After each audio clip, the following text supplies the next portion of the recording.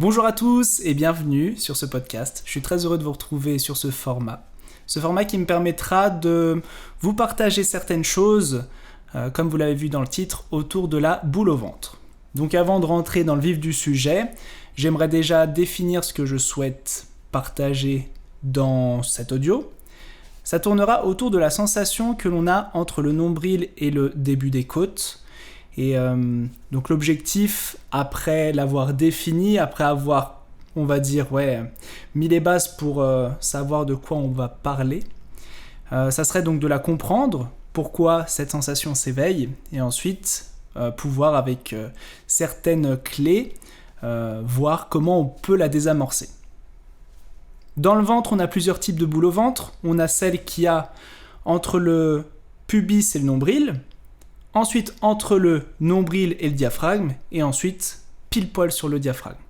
Aujourd'hui, on va vraiment se focaliser sur celle qui a entre le nombril et le diaphragme, et on va légèrement parler de celle qui s'éveille au niveau du diaphragme, pile poil dessus. Donc quand je parle de boule au ventre, je parle de cette sensation que l'on a, de lourdeur. De toute façon, je pense que tout le monde imagine, visualise, ressent cette boule au ventre, voit de quoi je parle. Cette sensation de lourdeur, un petit peu d'oppression que l'on a donc à l'endroit un peu de l'estomac, un petit peu du foie, par là, à ces endroits-là.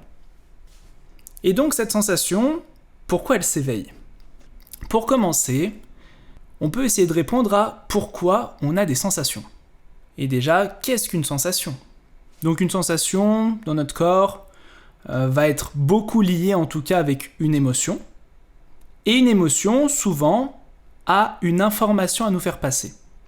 Par exemple, j'ai une émotion de peur, de colère, de tristesse, etc., etc. On peut dire que une émotion, c'est un message. C'est une manière d'expression. Et donc, le message principal qui s'éveille à ce niveau-là, entre le nombril et le diaphragme, c'est souvent de la peur. Derrière, peut en résulter de la colère, mais principalement, le message principal, c'est de la peur. Cette peur est grandement liée à la confiance en soi. Ce n'est pas une peur viscérale, dans le sens, ce n'est pas une peur liée à la survie, c'est une peur liée à la personnalité. On a beaucoup de mots-clés. Essayons d'abord de les définir avant de continuer. Lorsque je parle de personnalité, je parle du personnage que nous occupons actuellement dans notre vie. Donc du coup, cette boule au ventre s'éveille lorsque l'on a peur, que cette peur est en rapport avec la confiance en soi, et cette confiance en soi est en rapport avec notre personnalité, avec le personnage que nous souhaitons défendre. Cette boule au ventre s'éveille lorsque nous avons peur de ne pas réussir à défendre notre personnage. Donc on a toujours un manque de confiance en soi. Prenons un exemple. Je suis actuellement en train de commencer un nouveau travail. Par exemple, je commence le travail de caissier, imaginons. Ou même de... oui, caissier. Caissier, c'est bien. Donc du coup, c'est mon premier jour, j'ai de l'appréhension. J'ai cette sensation qui s'éveille entre le nombril et le diaphragme, qui est juste au niveau des côtes, le début des côtes, juste dans ce creux-là, le diaphragme. Et donc du coup, j'ai cette sensation qui s'éveille. Si j'y prête attention, je peux consciemment définir, interpréter que cette boule-là est en rapport avec la peur. J'ai peur de ne pas réussir à être le personnage du caissier. J'ai peur à ne pas réussir à remplir les critères de ce personnage. Je manque de confiance en moi là-dedans. Cette peur souvent va être liée à des schémas ancrés dans notre subconscient. On a peur qu'en ne remplissant pas ce rôle, nous n'aurons pas quelque chose en retour. Et ce quelque chose, souvent, c'est l'attention, la peur de ne pas être accepté. Cette boule au ventre nous indique aussi quelque chose que nous pensons devoir défendre pour mériter l'attention, mais quelque chose que nous ne souhaitons pas forcément vraiment défendre. dans le sens que ce n'est pas le rôle que nous souhaitons défendre, c'est l'image que l'on donne à travers ce rôle que l'on souhaite défendre. Nous pensons que nous devons défendre un personnage que nous n'allons pas réussir à défendre, et si l'on échoue à défendre cette image, on pense que l'on va perdre l'attention, souvent des personnes que l'on aime, souvent des personnes auxquelles on tient, au groupe auquel on veut appartenir. Ça peut être autant un groupe d'amis, ça peut être autant un groupe familial, ça peut être autant un groupe de travail. On souhaite défendre une place dans un schéma sociétaire, et on pense que si on n'arrive pas à le défendre, on ne sera pas méritant de recevoir de l'attention. Souvent, c'est pour recevoir derrière, plus que de l'attention, c'est pourquoi pas recevoir de l'amour à travers la défense de ce personnage. On pense que sans ce personnage, nous ne valons rien. Maintenant que nous avons défini ce que cette boule au ventre veut nous faire passer comme message, nous allons donc réfléchir à comment désamorcer celle-ci. Cette sensation peut disparaître lorsque nous ne faisons plus les choses pour avoir un retour de l'extérieur, mais que nous faisons les choses vraiment pour nous, que nous faisons les choses vraiment avec le cœur. Cette expression « faire avec le cœur », ça veut dire que nous faisons vraiment les choses comme nous les aimons et non comme nous pensons devoir être pour recevoir de l'amour ou de l'attention. Cette boule disparaît lorsque nous ne faisons plus les choses par obligation, mais nous faisons les choses par envie. Lorsque nous arrivons à transmuter ces émotions. Il y a d'autres choses à prendre en compte. Cette boule est présente à cause de certains schémas que nous avons enregistrés dans notre subconscient. Ces schémas ont été ancrés pour notre défense, ont été ancrés par le corps lorsque nous faisions des actions inconsciemment dans l'enfance. Par exemple, dans l'enfance, à un moment avec, par exemple, mes parents, j'ai voulu réaliser une tâche, je n'ai pas fait cette tâche comme ils le souhaitaient, j'ai pensé que je faisais bien, mais au final, je n'ai pas eu le résultat escompté de leur part. Du coup, dans mon subconscient, je pensais avoir tout fait bien. Mais derrière, le résultat extérieur était contradictoire par rapport à ce que je pensais. À présent, il n'est pas impossible que si ce schéma s'est répété beaucoup de fois, il y ait une croyance très ancrée dans le mental qui nous fasse devenir perfectionniste. Pourquoi ? Eh bien, on se dit que à un moment, on a pensé que cette chose que l'on avait faite était déjà bien, mais apparemment, de l'extérieur, elle n'était pas suffisante. Donc, on va essayer de faire les choses mieux pour éviter de ressentir ces sensations désagréables que nous avons senties dans le passé. Nous faisons ça pour éviter de se faire toucher au cœur. Le cœur se range, les choix ne sont plus faits avec lui, ils sont faits avec le ventre à cause de croyances enregistrées. Nous avons peur de ne pas être méritants de l'attention ou de l'amour extérieur. On en revient toujours à cette confiance en soi.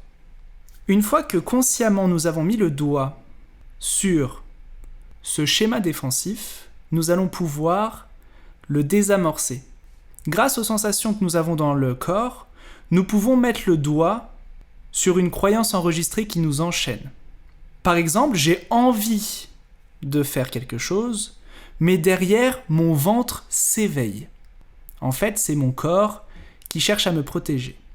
Il a synthétisé dans le passé des éléments similaires, que ce soit au niveau d'un endroit similaire, d'une situation similaire, bref, il a synthétisé dans le passé des détails similaires, et lorsque nous nous remettons face à ces éléments similaires, il va activer une boule dans le ventre pour, de base, nous faire nous éloigner avec cette situation.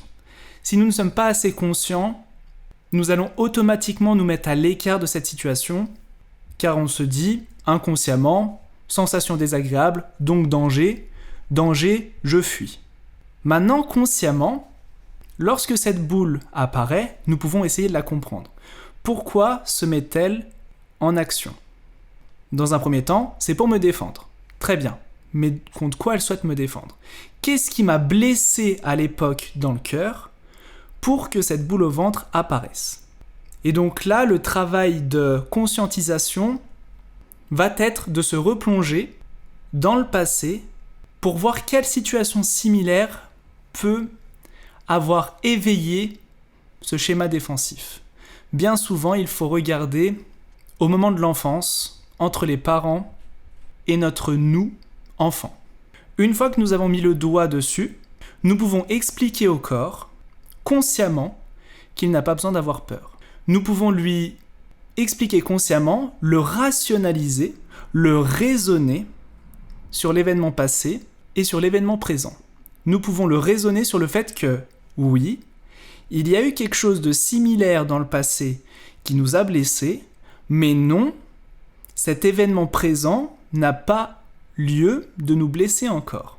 En tout cas, nous sommes actuellement assez conscients pour voir les similitudes, mais être prêt à éviter le danger, transmuter les choses qui pourraient nous blesser, prendre du recul, lâcher prise. Lorsque la conscience résonne le corps, lorsque la conscience est assez forte pour raisonner le corps, alors celui-ci lâchera prise, mais demandera à voir. Il sera sceptique, certes, et demandera à voir si la conscience a bien raison. Il restera un peu sur ses gardes. Pour valider le nouveau raisonnement, il faudra se confronter une nouvelle fois à la situation, qui éveillera des sensations d'inconfort, c'est normal, c'est le corps qui cherchera à défendre, mais si la volonté consciente est assez forte pour se confronter de nouveau à l'événement, à un événement similaire, alors la conscience pourra montrer mentalement et factuellement que le corps n'a plus besoin de s'inquiéter. Il est bon de faire les choses par étapes et non se confronter d'une manière brute à un événement étant 100% similaire. Il y aura trop de choses qui rentreront en résonance avec l'événement passé et ce sera trop difficile de s'y confronter. Alors l'objectif, c'est de se mettre petit à petit en résonance avec le passé et au fur et à mesure, le corps prendra de plus en plus confiance à suivre la conscience. L'accumulation d'informations ouvre la conscience, que ce soit d'informations extérieures, que ce soit d'informations d'ailleurs, et le mental sert d'agent entre ces informations et le corps. Le mental sert à raisonner. De base, c'est l'outil qui nous sert à raisonner. Le mental sert à inscrire dans le cerveau les nouvelles informations et à désamorcer les anciennes qui ont été enfouies dans le subconscient pour nous protéger, mais qui n'ont plus lieu d'être, car maintenant la conscience est assez éveillée pour ne plus être tout le temps sur la défensive. Elle peut maintenant approcher d'un œil neutre les situations sans que le passé enchaîne. Et donc maintenant que l'on a compris cette boule au ventre, je noterai juste la boule du diaphragme. La boule du diaphragme souvent s'éveille lorsque l'ego est trop prononcé, lorsque l'on oublie l'unité. Et souvent elle s'éveille lorsque le cœur rentre vraiment en action. On souhaite à ce moment-là trop défendre notre personnalité et on en oublie l'extérieur. On oublie que la personne en face, par exemple, cherche aussi à défendre soit sa personnalité, soit qui il est. Vraiment. Et donc, la boule du diaphragme, elle se dénoue en prenant conscience que chaque individualité cherche la même chose, à être soi. Et lorsque l'on a compris ça, nous pouvons comprendre que chaque unité cherche à être dans l'unité. Elle cherche par contre à être dans l'unité en restant son individualité. Voilà pour ce podcast. Il y a beaucoup d'informations, j'espère qu'elles vous plairont. N'hésitez pas à me poser des questions dans l'espace commentaire, j'y répondrai avec plaisir, que ce soit par écrit ou que ce soit dans un futur podcast. Et il est possible aussi que j'étoffe ce sujet-là, en particulier dans d'autres podcasts. Ce seront des podcasts peut-être qui s'appelleront « Comprendre la boule au ventre, partie 2 », etc. Je vous souhaite une excellente journée, une excellente soirée, et je vous dis à la prochaine. Salut!